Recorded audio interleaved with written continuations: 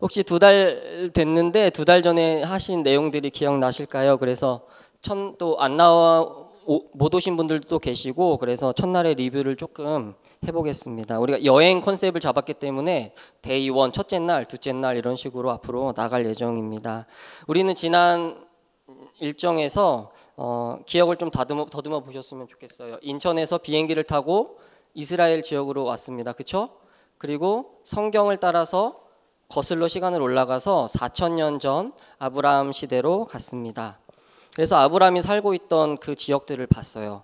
메소포타미아 문명이라는 것도 봤고 두 강이 흐르는 그 지역들을 봤고 아브라함이 우르라는 지역에 살고 있었다는 것, 그리고 거기가 굉장히 번화가이고 이방신을 섬겼다는 것, 그리고 하나님의 말씀을 듣고 부름을 받아서 올라가다가 하란이라는 곳에 정착했다는 것, 그리고 거기서 아버지가 돌아가시고 다시 하나님의 부름을 받고 가나안 땅으로 내려왔다는 것을 쭉 한번 보았습니다. 그리고 마지막 끝날 때쯤에 이 이른비와 늦은비 얘기를 하면서 이스라엘의 건기와 우기 얘기를 하고 마쳤습니다. 기억이 나시죠?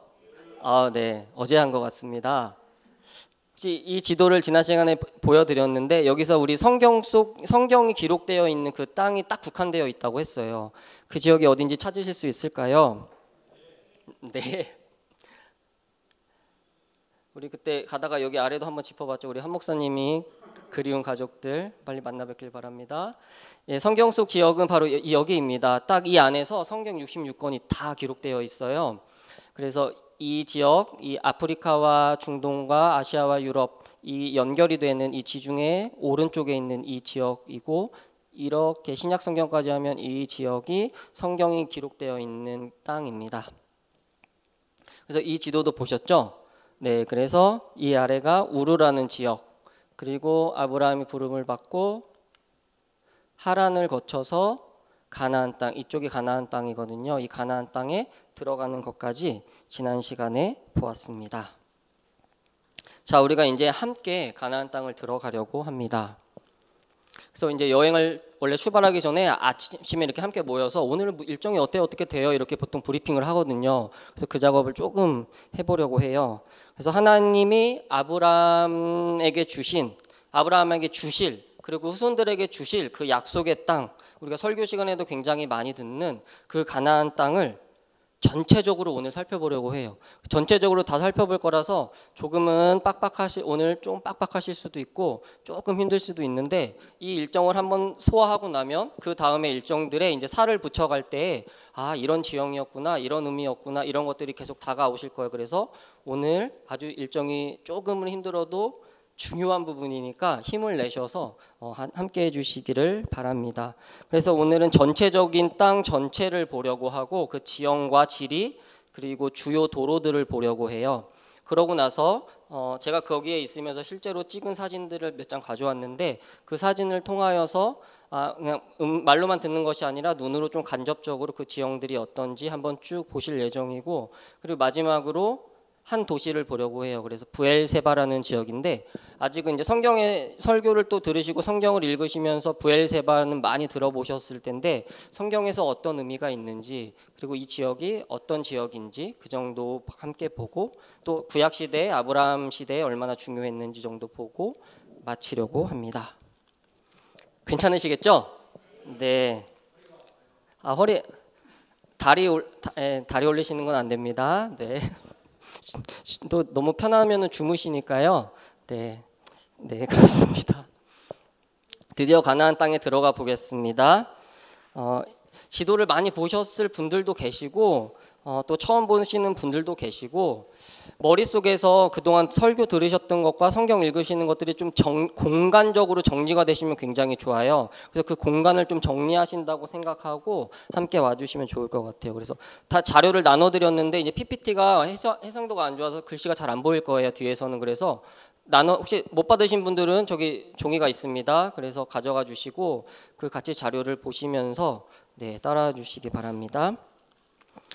이 이스라엘 성경에서 말하고 있는 이스라엘 지역 그 가나안 땅의 경계가 여기서부터 이 아래까지예요. 그래서 이게 지금 여기는 이제 일러스트 형식으로 이제 그래픽이 되어 있고 있는데, 이쪽은 이 지도는 이제 땅의 높낮이가 표현된 지도이고, 이쪽 지도는 이제 구약 시대의 어떤 지형적인 특징을 가지고 있는 지명들을 가지고 온 지도입니다. 그래서 이 두 개를 번갈아 가면서 보시면 좋을 것 같고, 이 전체적인 땅의 면적은 크지 않아요. 우리나라로 비교하면 수도권과 강원도를 합쳐놓은 정도의 땅 크기 정도밖에 되지 않습니다. 이 제일 위에서부터 제일 아래까지 직선 거리가 500km 정도. 네, 이제 운전 좀 많이 하신 분들은 이제 킬로가 좀 개념이 있으실 텐데 500km 정도 되고요. 이쪽이 지중해 라인인데 이 지중해 라인부터 이쪽 요단강이 흐르는 여기까지가 한 100km 정도가 밖에 안 됩니다. 가로는 한 100km 정도, 세로는 500km 정도, 그 정도 공간은 개념을 좀 가지고 가시면 좋을 것 같고, 우리가 이 지형을 굉장히 쉽게 이해할 수 있는 방법이 있는데 그것은 무엇이냐면 우리나라 지형과 굉장히 유사해요.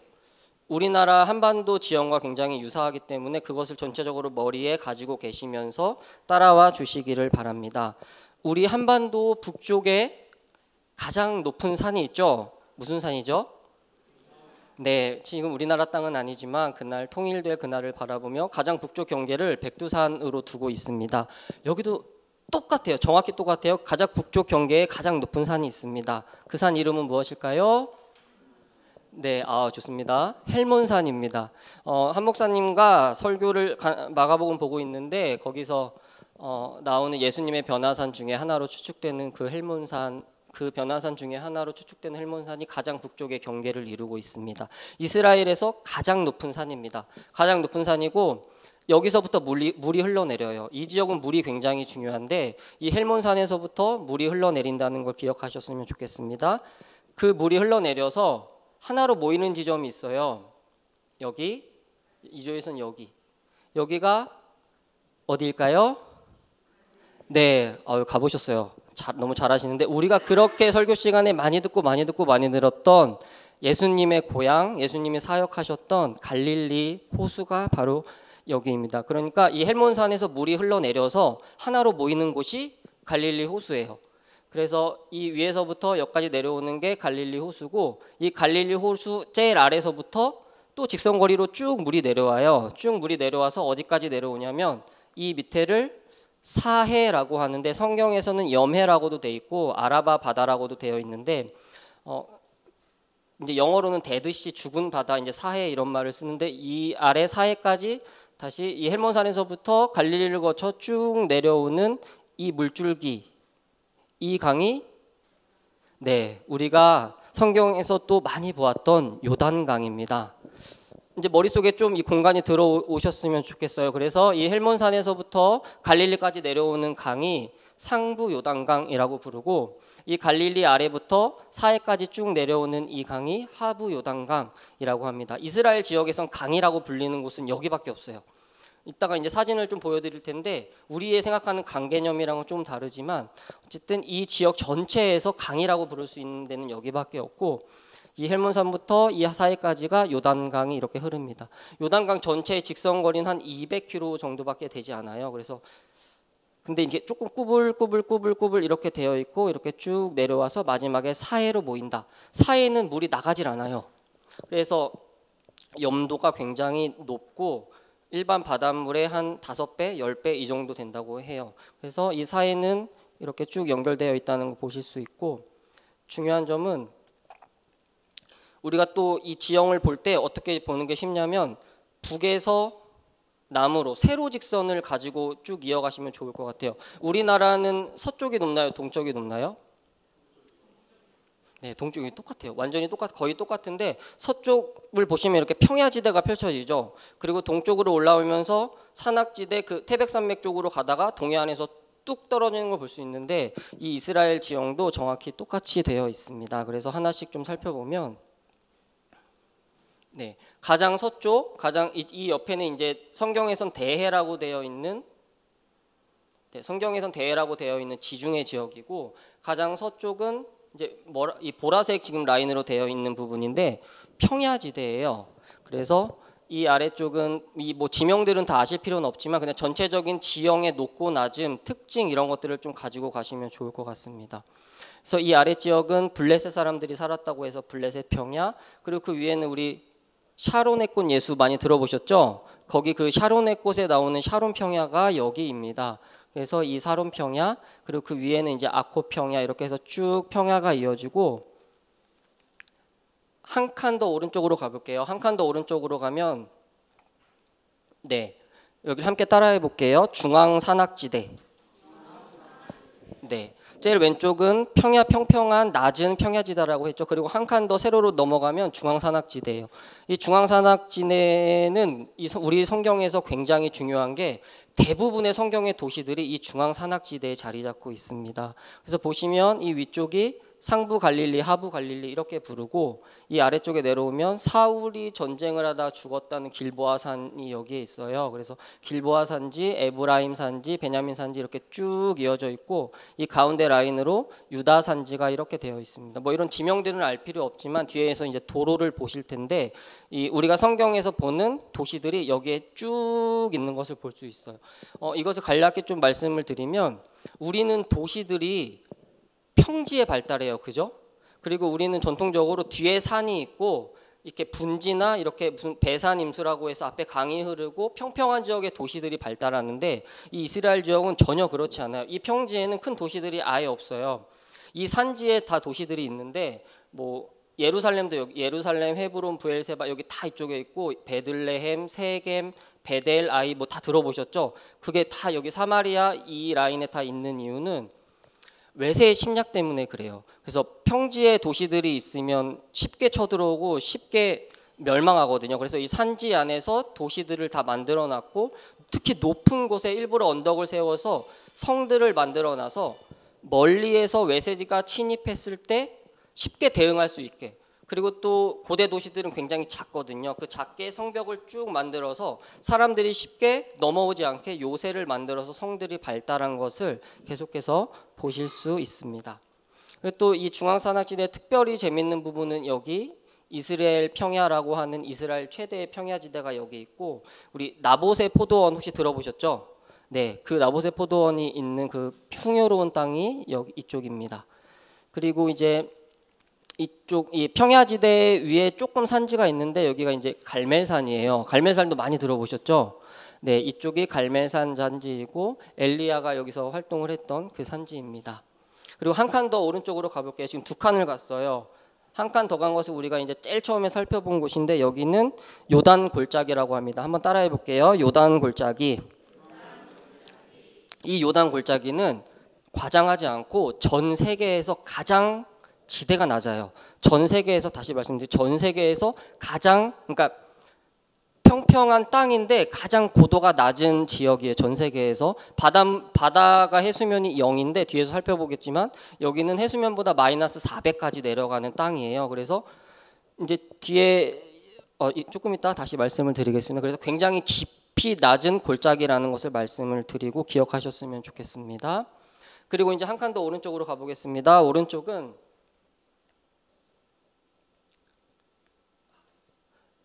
네, 오른쪽은 이제 따라해 보겠습니다. 요단 동편 고지대.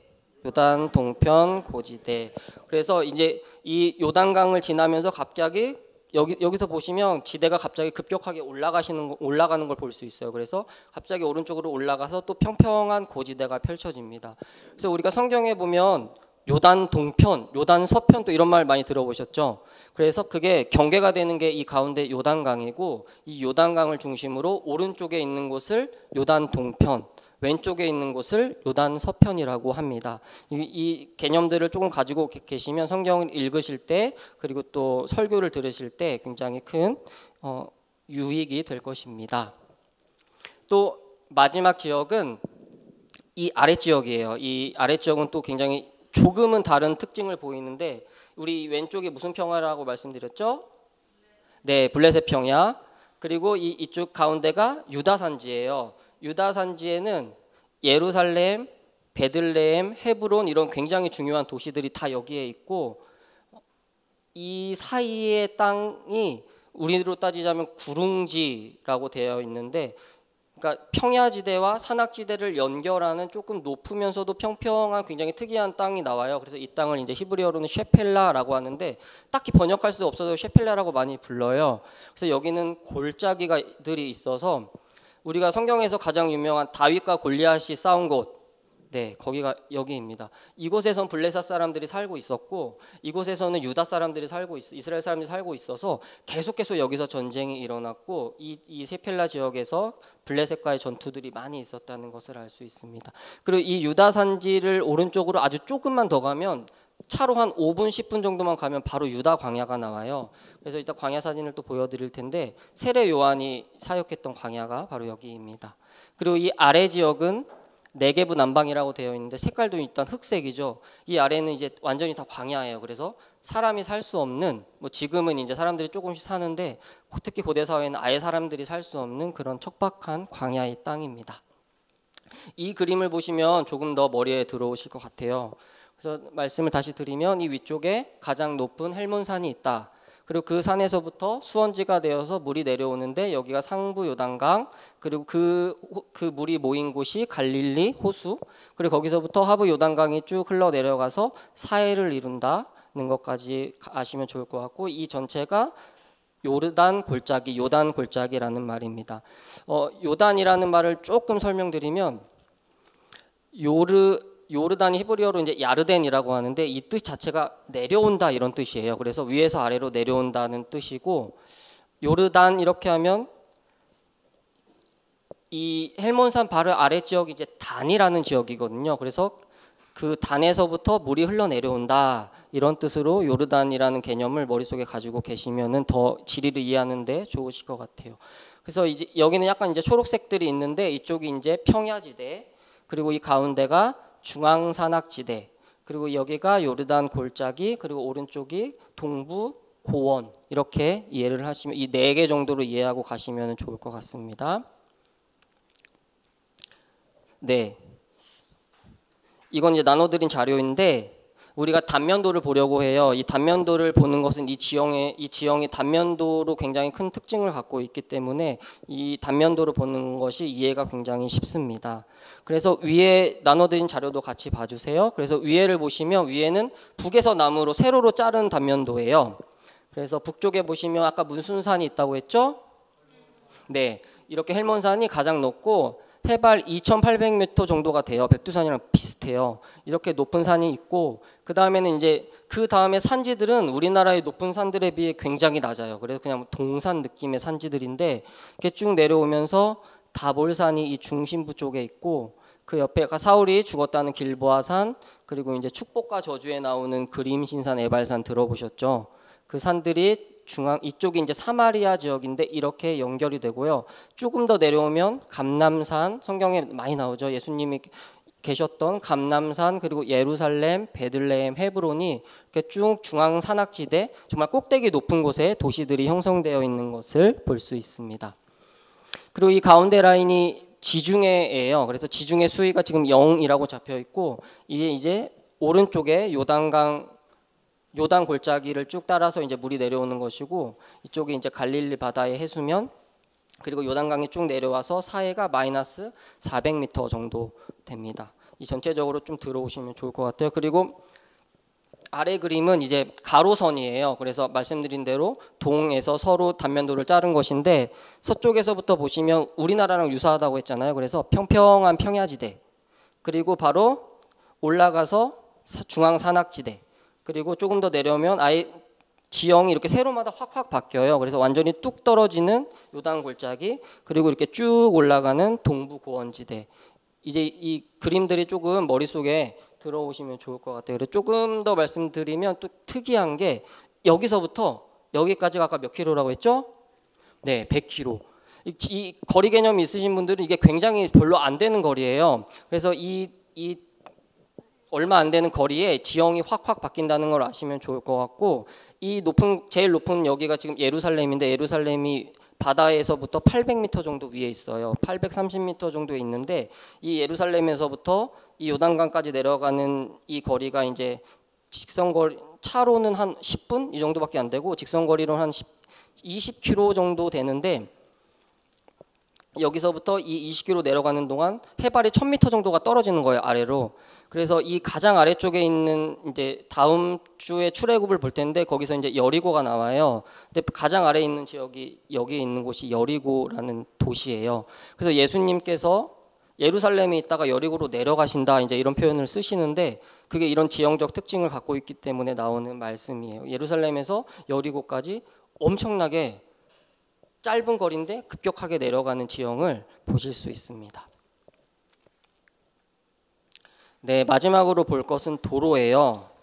우리가 무슨 도로까지 보느냐 이렇게 생각하실 수 있는데 우리가 성경을 이해하는데 도로가 또 굉장히 중요한 이유는 무엇이냐면 지금은 차가 있기 때문에 아무데나 막 다녀요. 그리고 도로가 굉장히 발달이 되어 있어서 막 모든 사방마다 다 도로가 있는데 이 고대 시대에는 전혀 그렇지 않아요. 그래서 이 이스라엘 지역의 고대 시대의 도로는 크게 딱 두 개예요. 그래서 어렵지 않기 때문에 이 두 개의 개념만 가지고 가시면 좋을 것 같아요. 왼쪽 사진을 보시면 우리 지난 시간에 이 위쪽이 굉장히 강대국들이 많은 지역이라고 했잖아요. 이 메소포타미아 문명이 있는 강대국들이 많은 뭐 아수르, 바벨론 나중에 다 여기인데 이 지역이 있고 또 하나 이쪽이 어디라고 했죠? 네, 이집트, 애굽이에요. 그래서 애굽이 굉장히 잘 살았고 풍요로웠고 기근만 들면 애굽으로 내려가는 걸 볼 수 있죠. 가뭄만 들면 애굽으로 내려가. 애굽은 굉장히 물이 많고 나일강이 있어서 풍족하거든요. 그리고 또 반대로 이 북쪽은 또 큰 번화가와 강대국들이 있기 때문에 이 두 나라 사이에 계속해서 사람들이 왕래하면서 무역을 해요. 계속해서 왔다 갔다 무역을 하고 또 군대들도 왔다 갔다 하고 그래서 도로가 발달하는데 그 한 도로가 이쪽 이 초록색 라인 있죠. 네, 이 도로 이쪽에선 지금 1번이에요.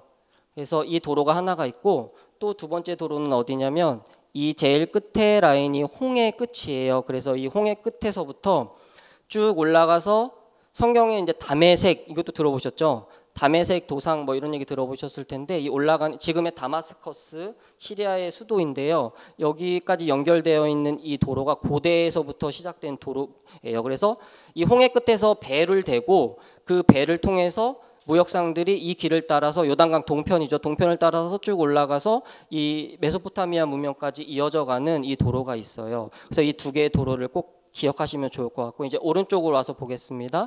말씀드린 애굽에서부터 메소포타미아까지 연결되는 도로를 우리 따라해 볼게요. 해안도로.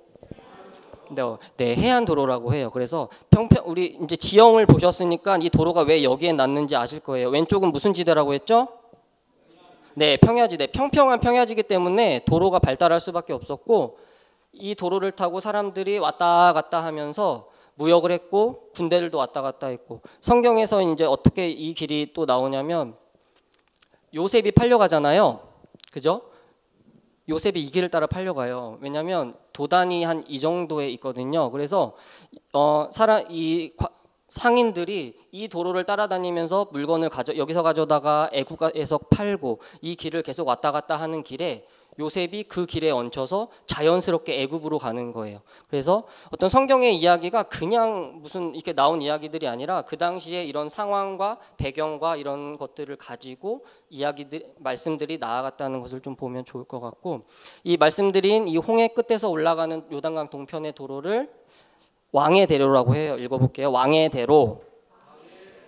우리 성경에는 정확히 왕의 길 이렇게 표현이 되는데 이것도 이제 다음 시간에 출애굽한 백성들이 이 길을 따라 올라가려고 하거든요. 그래서 그것을 함께 보면 좋을 것 같아요. 그래서 이 길은 고대에서부터 이제 킹스웨이라고 하는데 굉장히 유명한 도로이고 페트라 그리고 암만 다마스커스까지 연결되는 이 쭉 도로가 오른쪽에 있는 왕의 대로입니다. 그리고 마지막으로 우리 성경에서 정말 중요한 도로가 있어요. 네, 여기에요. 따라해 보겠습니다. 족장의 도로. 우리 말씀드린 대로 도시가 어디에 있다고 했죠? 네, 여기 산지에 있어요. 그러니까 무슨 이 도로들이 이렇게 평탄한 일자도로가 아니고 족장들이 아브라함, 야곱, 이삭 이 사람들이 계속 여기를 왔다 갔다 해요. 세겜에 와서 장막을 치고 베델을 갔다가 갔다가 예루살렘으로 갔다가 헤브론을 갔다가 마지막 브엘세바를 갔다가 여기를 계속 왔다 갔다 하고 이후에도 이 지역들이 큰 도시로 이스라엘 사람들이 큰 도시로 발달하는데 그 이유는 말씀드린 것처럼 산지에 도시를 세워야 이 사람들이 살 수가 있었어요. 만약에 여기에 도시를 세웠다. 정말 이 강대국들 사이에서 전혀 요새를 만들 수도 없고 성벽을 그렇게 지을 수도 없고 그런 상황이기 때문에 다 이 산지에 족장들이 다녔고 이 도로들을 족장의 도로다라고 한다는 것까지 기억하고 계시면 좋겠습니다. 네, 여기까지 잘 오셨습니다. 잘 오셨고 이제 제가 찍은 사진들을 보면서 지형들을 좀 보려고 합니다.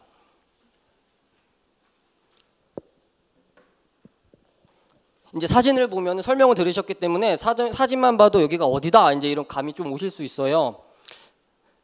오른쪽일까요? 서쪽일까요? 동쪽일까요? 네, 벌써 나오시잖아요. 서쪽. 그리고 지형이 어떨까요? 평평해요. 평야예요.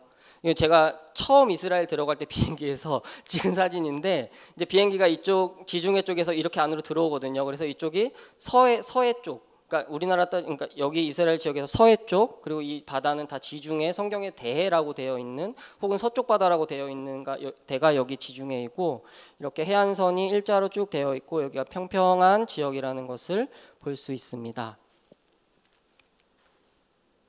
무슨 산일까요? 네, 좋아요. 바로 나오고 있어요. 여기가 바로 헬몬산입니다. 여기 뒤에 여기 산이 이게 눈이 있는 이 산이 헬몬산이고 예수님 말씀드린 대로 예수님의 변화산 중에 하나로 되어 있고 이스라엘 지역에서 유일하게 스키를 탈 수 있는 지역이에요. 눈이 5월 달까지 녹지 않아서 유일하게 다른 곳은 눈이 거의 안 오거든요. 여기만 이렇게 되어 있다. 그리고 여기가 수원지라는 것 기억하셨으면 좋겠고 가장 북쪽 경계가 된다는 정도. 그리고 수원지라고 말씀드렸잖아요. 그래서 그 아래 바로 내려오면 이런 폭포들이 나와요. 그래서 산에서부터 물이 흘러내려서 이런 폭포를 이루고 상부 요단강을 거쳐서 물이 쭉 내려가는 것을 볼 수 있습니다. 여기는 바니아스라는 폭포입니다. 네, 그 물줄기를 따라 내려오면 여기는 어딘지 아시겠죠? 네, 여기가 예수님의 고향 갈릴리입니다. 다 예수님은 여기서 사역하셨어요. 여 위에가 가버나움이고 여기 다 이렇게 여기가 디베랴 바다고 다 이렇게 연결이 되어 있고 이 사진 자체는 지금 별로 크지 않게 보이는데 제가 이 오른쪽 전망대 높은 곳에서 찍어서 그런데 이 전체 한 바퀴를 차로 도는데 3-4시간 걸려요.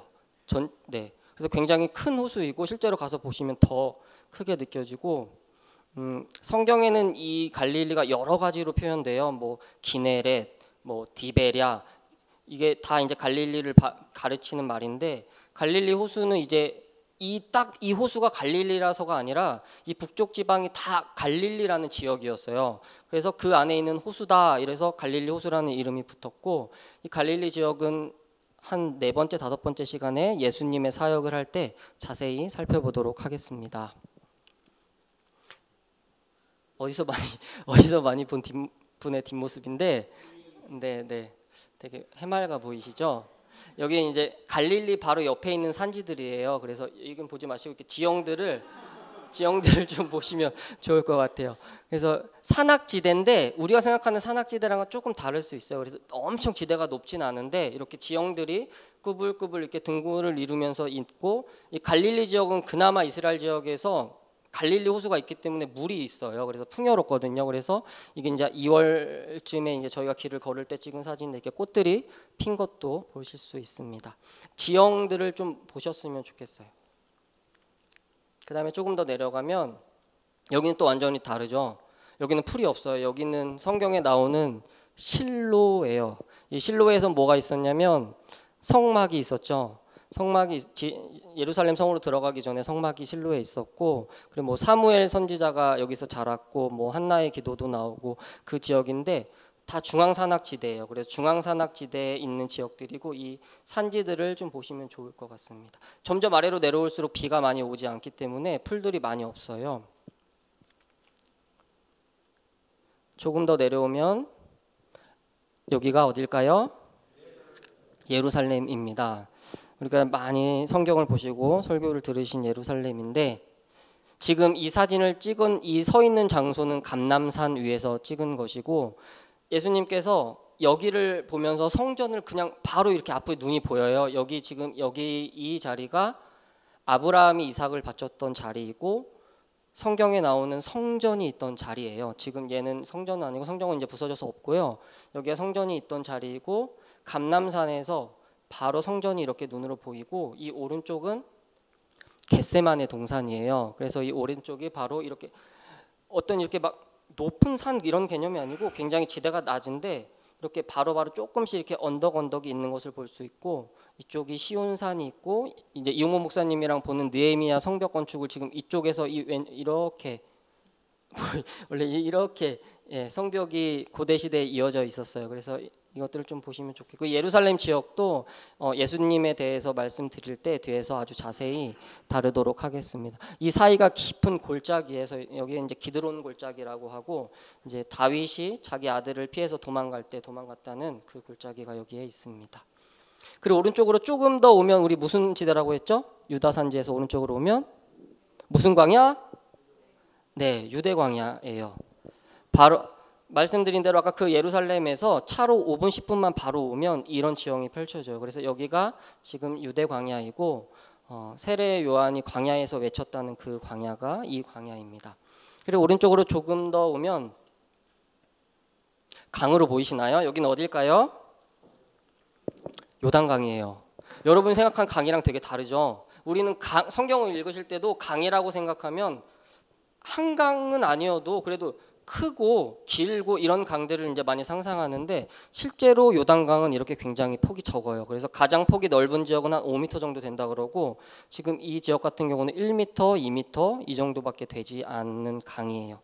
그래서 지금 이곳은 예수님이 세례를 받았다고 여겨지는 요단강 세례터입니다. 그리고 조금 더 내려오면 사해예요. 네, 사해는 이제 성경의 사해 바로 밑이 또 소돔과 고모라라고도 하고 이 사해 지역이 성경에도 많이 나오는데 사해가 이렇게 굉장히 특이한 거는 생물은 하나도 안 살아요. 하나도 물고기가 못 살아요. 염도가 너무 높아서 살지 못하고 모든 물건들을 다 위로 올려버리기 때문에 사람도 가면 그냥 이렇게 둥둥 뜨는 특별한 지역이고 네, 이런 지형들이 펼쳐져 있다는 것을 보실 수 있습니다. 그리고 이제 아래쪽으로 내려오면 어디라고 했죠? 네, 네게브 광야가 다 그냥 밑에는 다 이렇게 광야예요. 그래서 이스라엘 백성 다음 주에 이제 좀 제가 가면서 도로를 찍은 동영상들을 좀 보여드릴 텐데 이 밑에는 정말 이렇게 다 정말 사람이 살 수 없는 그늘도 없는 뭐 물도 없는 그냥 이런 광야 지역이라는 것을 좀 보시면 좋을 것 같습니다. 네, 여기까지 보고 우리 끝으로 마지막으로 브엘세바를 보고 마치려고 하는데 우리가 성경을 보면 단에서부터 브엘세바까지 혹시 이런 말 들어보셨을까요? 네, 우리가 이런 말 쓰잖아요. 한반도 전체를 가리킬 때 백두에서 한라까지 이런 말 들어보셨죠? 이거랑 완전히 똑같은 말이에요. 그래서 북쪽에는 말씀드린 대로 단이라는 단지파가 정착을 해서 단이라는 지역이고 가장 아래쪽은 말씀드린 대로 오늘 볼 브엘세바라는 지역이에요. 그래서 이스라엘 전체 지형을 가리킬 때 단에서부터 브엘세바까지 이 말을 사용한다. 관용구처럼 사용한다. 이게 사사기에도 나오고 사무엘에도 나오고 열왕기에도 나오는데 이스라엘 전체 영토를 가리킬 때 나온다는 것 정도 개념을 알고 계시면 제일 위에는 단이 있고 제일 아래는 어디가 있다? 네, 이제 브엘세바의 성경을 읽으시면 아 브엘세바가 어디에 있구나. 또 어느 산지에 있구나, 어떤 개념이구나 이 정도가 지리 속에 이제 머리에 계시면 조금 더 풍성하게 들어올 것입니다. 브엘세바가 의미가 있는 것은 이 아래쪽은 어디라고 했죠? 네, 광야예요. 그래서 사람이 사람답게 살 수 있는 마지막 한계선 지역이 브엘세바입니다. 그래서 오늘 끝으로 함께 볼 이 지역이 하갈이 유랑하다가 우물을 발견하였고 아브라함과 이삭과 야곱이 주요 거처였고 또 히스기야 왕 때도 회복이 되고 또 이용호 목사님과 보는 느헤미야에서도 이 브엘세바에 사람들이 가서 정착해서 살았다는 기록이 있는 이 브엘세바를 함께 보려고 합니다. 말씀이 조금 긴데 제가 말씀을 읽어보겠습니다. 창세기 21장 22절에서 34절까지 말씀입니다. 그때 아비멜렉과 그 군대장관 비골이 아브라함에게 말하여 이르되 내가 무슨 일을 하든지 하나님이 너와 함께 계시도다. 그런즉 너는 나와 내 아들과 내 손자에게 거짓되이 행하지 아니하기를 이제 여기서 하나님을 가리켜 내게 맹세하라. 내가 내게 후한 대로 너도 나와 내게 머무는 이 땅에서 행할 것이라. 아브라함이 이르되 내가 맹세하리라 하고 아비멜렉의 종들이 아브라함의 우물을 빼앗은 일에 관하여 아브라함이 아비멜렉을 책망하매 아비멜렉이 이르되 누가 그리하였는지 내가 알지 못하노라. 너도 내게 알리지 아니하였고 나도 듣지 못하였더니 오늘에야 들었노라. 아브라함이 양과 소를 가져다가 아비멜렉에게 주고 두 사람이 서로 언약을 세우니라. 아브라함이 7 암양 새끼를 따로 놓으니 아비멜렉이 아브라함에게 이르되 이 7 암양 새끼를 따로 놓음은 어찌미냐. 아브라함이 이르되 너는 내 손에서 이 암양 새끼 7을 받아 내가 이 우물 판 증거를 삼으라 하고 두 사람이 거기서 서로 맹세하였으므로 그곳을 부엘세바라 이름하였더라. 그들이 부엘세바에서 언약을 세우매 아비멜렉과 그 군대장관 비골은 떠나 블레셋 사람의 땅으로 돌아갔고 아브라함은 부엘세바에 에셀나무를 심고 거기서 영원하신 여호와의 이름을 불렀으며 그가 블레셋 사람의 땅에서 여러 날을 지냈더라. 아멘. 이 아브라함이 우리 지난 시간에 봤듯이 자기의 도시 큰 문명지였다고 했잖아요. 거기를 벗어나서 이제 아무것도 없는 그 척박한 이스라엘 땅으로 들어옵니다.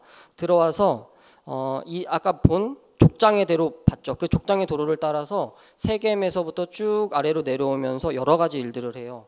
그러면서 뭐 아내 사라를 빼앗기기도 하고 또 이삭을 바쳤기도 하고 막 여러 가지 일들을 하는데 그 생활의 전반적인 터전 정착이 되었던 곳이 오늘 함께 볼 부엘세바입니다. 그리고 오늘 말씀에 왜 부엘세바라고 이 지역이 명칭되었는지 아주 정확하게 나와요. 우리는 그냥 부엘세바 외래어처럼 들리지만 이 부엘이라는 말은 우물이라는 뜻이고 셰바라는 말은 숫자 7을 가리키고 또 정확하게 맹세라는 뜻을 가르쳐요. 그래서 아브라함이 다른 숫자가 아니라 7마리 하나님의 완전수라고 하는 7마리의 양을 가져다가 이 이방 왕인 아비멜렉이랑 언약을 맹세를 하고 그 이름을 맹세의 우물, 7 우물이라는 뜻으로 부엘세바라고 짓습니다. 그리고 이 자리에서 언약을 맺고 여호와의 이름을 부르는데 이 지역을 드론으로 찍은 영상을 갖고 왔어요. 그래서 그 영상을 잠깐 보겠습니다.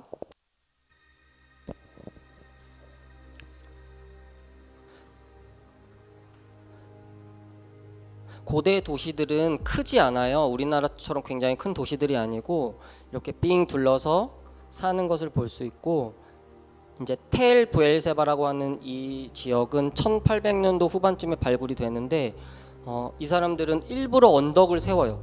일부러 언덕을 세워서 멀리서 사람들이 쳐들어오는 것을 발견할 수 있도록 이렇게 성벽을 친 고대 터가 발견이 됩니다.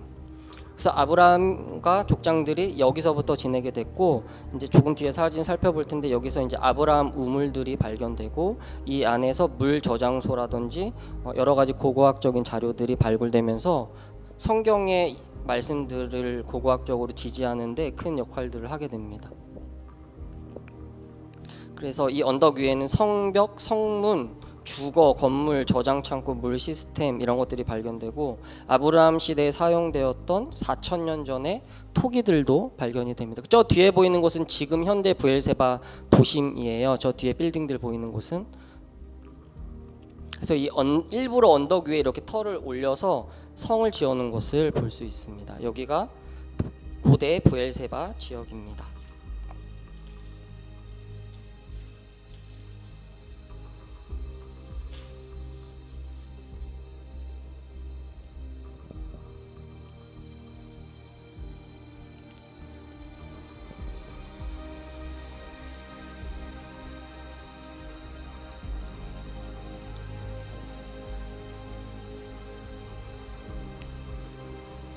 네, 여기가 이제 내려가는 물 저장소가 발견이 되고, 그러니까 강수량을 조금 살펴보고 마칠 텐데 강수량이 많지 않아서 비가 오면 물을 받는 시스템이 고대에서부터 발달이 되었고요.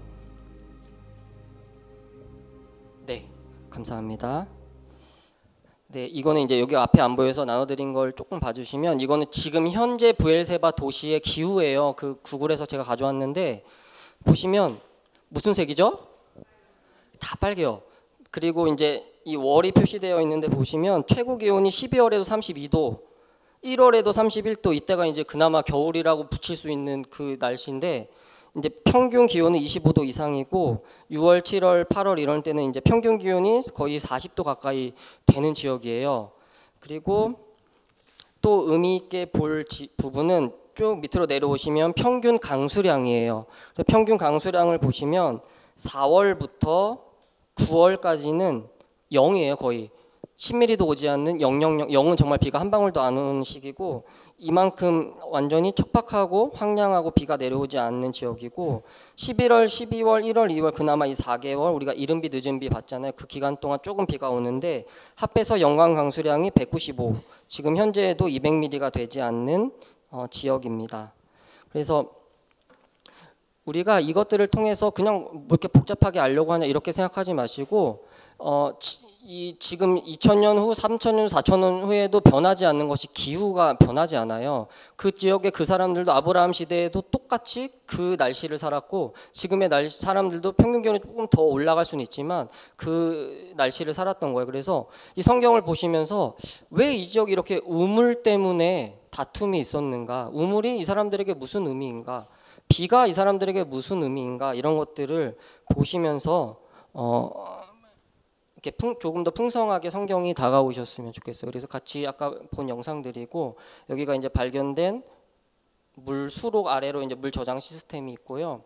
네, 이 우물 실제로 브엘세바에서는 고대부터 전해지는 우물이 수십 개가 넘게 발견이 됐다고 해요. 그래서 고대에서부터 우물을 파서 사람들이 살았던 흔적들이 있고, 왜냐하면 비가 오지 않기 때문에 그 옆에는 아주 조그만 천이 흘렀대요. 그래서 그 천 바닥으로 이어지는 땅을 아주 깊숙하게 파서 거기서 물이 나오면 거기에 이제 계속해서 사람들이 사용하는 우물이 됐던 거고, 그 우물 하나 때문에 사람들이 이게 네 거네 내 거네 서로 싸우고, 또 왕이 그 우물들을 가지고 개인 소유는 되지 못했다고 해요. 그래서 왕이 그 우물들을 다 다스리고 이런 상황이기 때문에 이 족장들이 특히 아브라함이나 이삭이나 가면서 이 우물 가지고 자꾸 파고 싸우고 덮고 내 거네 네 거네 했던 것들이 이런 상황 가운데 있었다는 것을 보시면 좋겠습니다. 제가 준비한 자료는 오늘 여기까지인데 이 지역을 바라보면서 한번 이 말씀을 조금 더 풍성히 해 보셨으면 좋겠어요. 이 아브라함에게 아무것도 없이 자기 가족들만 데리고 정말 좋은 땅을 벗어나서 이 마지막 땅에 와서 이 브엘세바에 왔는데, 자기 눈앞에 이제 아래로 내려가는 곳은 완전 황량한 광야이고, 그 마지막 땅에 서서 우리는 이 물이 없는 걸 정확히 이해하지 못해요. 왜냐하면 물이 너무 많거든요. 그리고 생수가 없다, 이거는 먹을 물이 없다. 우리나라는 굉장히 물이 풍족한 나라이기 때문에. 그런데 정말 마실 물이 없다, 며칠 동안 물을 못 마시고 있다, 이런 상황에 처해 있는 이 아브라함의 모습을 한번 보시면 좋겠고, 왜 우물이 이 땅에서 이렇게 중요했는가, 그리고 그 낯선 땅에 왔는데 그 아까 말씀드린 대로 우물은 왕의 소유라고 했잖아요. 그 아비멜렉이 이제 그 땅을 다스리던 왕인데, 이 왕이 자기한테 와서 이 우물을 너의 것으로 인정해 주겠다 하고 맹세를 한 것이 이 브엘세바거든요. 그러니까 이 맹세를 하면서 아브라함에게 이 우물은 어떤 의미였을까 한번 생각해 보시면 좋겠어요. 사실 생명과 같거든요. 이 우물이 없으면 그냥 못 살아요. 또 다른 곳에 가서 또 그냥 개인이 우물을 판다. 이게 지금 이 깊이가 지금 70m라고 해요. 그러니까 중장비가 없는 이 시대에 70m 깊이의 우물을 파내려 간다. 이런 것들 한번 조금 더 고민해 보셨으면 좋겠고, 이 낯선 땅에 와서 아브라함이 이 우물을 가질 수 있었던 유일한 근거가 오늘의 말씀에 나와요. 보셨을지 모르겠지만 우리 함께 읽어보겠습니다. 시작.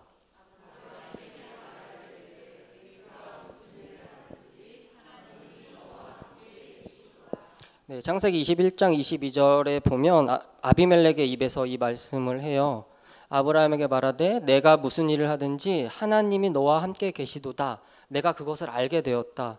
이제 뭐 사라 사건이 있긴 한데 어쨌든 그걸 내가 알게 되었으므로 하나님을 전혀 모르던 이방 왕이 자기 입으로 아브라함 너가 어디서 왔는지는 모르겠지만 그 하나님, 이 세상을 창조하신 하나님이 너와 함께 계시다는 것을 내가 알았기 때문에 이 우물을 이제 너의 소유로 하겠다, 이렇게 맹세를 하고, 아브라함은 그거에 맞춰서 7마리 암양을 가지고 함께 맹세하는 것입니다. 하나님을 전혀 모르는 이방 땅의 왕이었잖아요. 그런데 이 맹세의 근거는 무엇이냐면 하나님이 함께 하심이요. 아브라함이 이 우물을 바라보면서 무슨 생각을 했을까요? 여러분들의 우물은 무엇입니까? 저는 이 땅이 되게 좋은 이유가 있어요. 저는 이 땅이 되게 좋거든요. 좋은 이유가 뭐냐면 모든 것이 다 있는 풍요로운 땅이 아니라 반드시 하나님의 은혜가 있어야만 살 수 있는 땅이기 때문에 저는 너무 좋았어요. 하나님이 우물을 주셔야 되고, 하나님이 비를 주셔야 되고, 하나님이 무엇을 하셔야만 살아갈 수 있는 땅에 하나님이 내모셨고, 그것을 그냥 버려둔 것이 아니라 이방 사람의 왕의 입에서도 너가 하나님과 함께한다, 이것을 증언하고 맹세할 수 있었다는 것을 기억하셨으면 좋겠고, 그것이 이름이 브엘세바다. 이제 브엘세바 잊지 않으시겠죠? 네, 기억하시면 좋겠고, 우리는 너무 풍족해요. 그래서 이 지역이 우리나라처럼 물이 많고 풍족했다면 그냥 나가서 내천에서 물을 마시고 비는 사시사철 내리고 강과 천이 흘러내리고 풍요롭고 사시사철 나무들이 많이 있는 이런 지역이었다면 과연 아브라함이 하나님을 경험할 수 있었을까?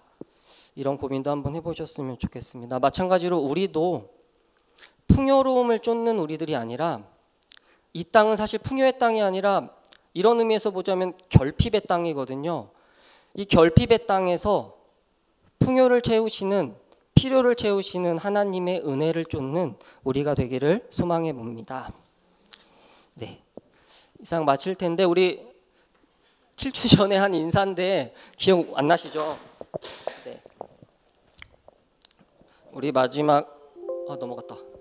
네, 감사합니다. 우리 마지막 인사로 다음에 또 만나자, 다음 시간에 보자, 이런 의미로 인사하겠습니다. 레이트라웃. 네, 감사합니다. 다음 시간에 뵙겠습니다.